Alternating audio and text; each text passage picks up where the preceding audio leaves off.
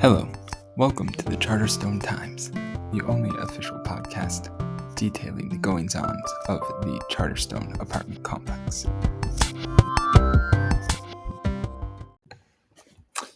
Hello, and welcome again to another edition of the Charterstone Times.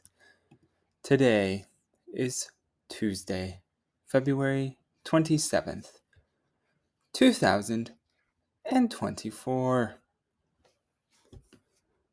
It is a bright, sunny day here in Santa Royale, and we, too, at the Charterstone Times, have some bright, sunny news to share. Recently, we were awarded Best Independent Journalism Publication Podcast by the Charterstone Neighborhood Association.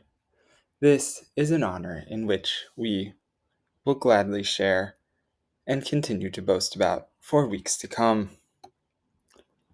Let's check in with what news there is to report in the Charterstone Apartment complex. When we last left off yesterday, Mary Worth and neighbor Toby were on a walk. Mary saw Keith Helland, the newest resident of the Charterstone Apartment complex, hanging out with his girlfriend Kitty and his girlfriend Kitty's daughter Sonia. Mary talks to Toby and mentioned that there's our neighbor, Keith Helland, with his family. Toby inquired, with his family? Toby was not aware that Keith was seeing anyone, and perhaps had hoped to win his affection, despite having her own husband. Mary confirmed to Toby, yes, that's the woman from Taft he's dating, and his daughter. Toby said, it seems he's a bachelor no more.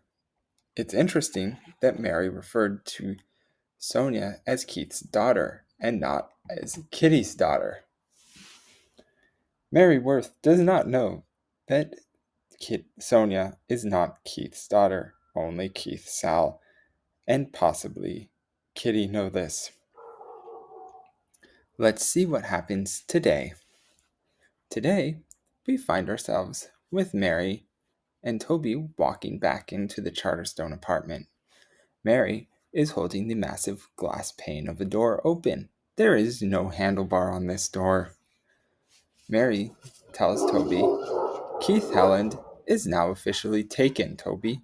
He told me he's seriously dating his old girlfriend, Kitty.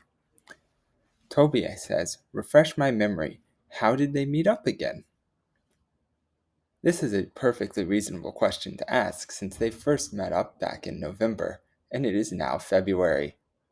This storyline has been going on for 3 months.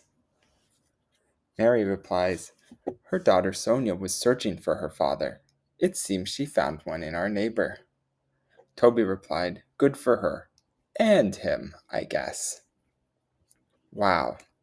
Quite riveting stuff. Will they continue to share and gossip about their neighbor tomorrow? Or will we move on to something else? Tune in then to find out. Let's see what some of our fellow Charterstone residents have to say about the recent events. J.J. O'Malley said, it seems she found one in our neighbor. Why does it sound like Mary already knows Keith isn't the baby daddy? Why wouldn't she say something simple like, it turned out to be our neighbor, or she paid a surprise visit to Keith, or some such? Also, refresh my memory. So this isn't the first time Captain Yenta and Little Miss Yenta have been talking about Keith's private bath behind his back? Good to know. Yes, indeed. As a resident of the Charterstone apartment complex, you should be very aware that Mary Worth and every other resident within the building are likely to be talking about you constantly. Bob Tice says, for his sake, I hope he's made a calculating move in selecting her that has nothing to do with affection. You know, just like I did with Ian. Wow. Harsh words from Bob Tice. Elizabeth O. says, Toby had to do something productive aside from day drinking, so she turned into Mary's echo chamber. Rebecca Yoke mentions, this is not fair. Toby teaches pot throwing at Santa Royale Community College. Also, don't forget her clay horse sculptures. This is true. Toby does indeed have a burgeoning career as a young independent artist. That's all for today. Thanks again for tuning in.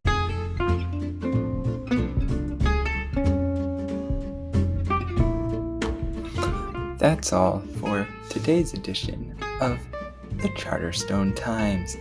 Thank you again, as always, for listening. I hope you will tune in tomorrow to see what else happens in the exciting world of the Charterstone Apartments and Mary Worth.